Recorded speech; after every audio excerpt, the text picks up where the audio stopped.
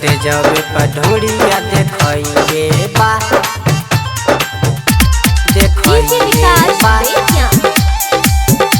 सटे जावे पढ़ोरिया देखइले बा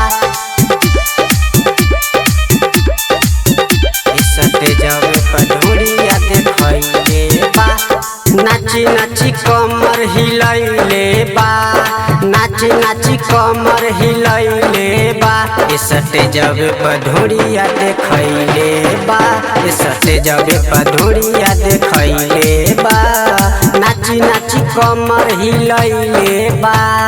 नाची नाची कमर हिलैले बा सटे जावे पढ़ोरिया देखइले बा सटे जावे पढ़ोरिया देखइले बा सटे जावे पढ़ोरिया देखइले बा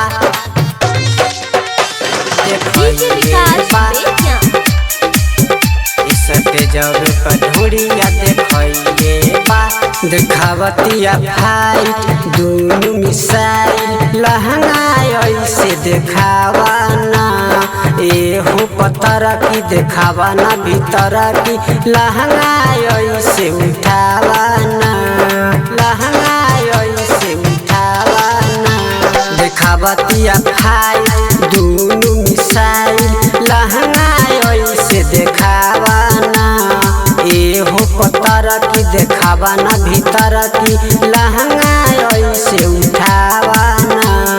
लफुआ के सभे सन कैले बा लफुआ के सभे सन कैले बा सटे जावे पढ़ोरिया देखइले बा सटे जावे पढ़ोरिया देखइले बा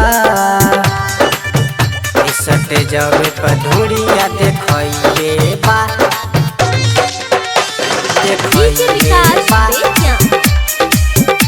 सटे जावे पढ़ोरिया देखइले बा श्याम किशोर छोटू बिहारी ढोरिए पर नजरी गरइले बा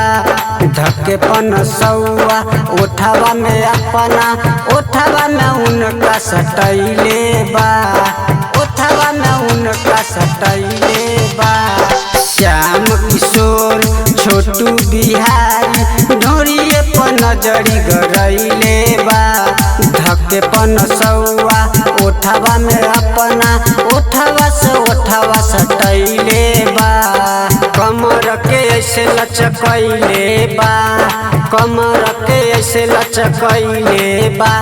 सटे जावे पढ़ोरिया देखइले बा सटे जावे पढ़ोरिया देखइले बा रौनक रिकॉर्डिंग स्टूडियो मेजरगंज सीतामढ़ी।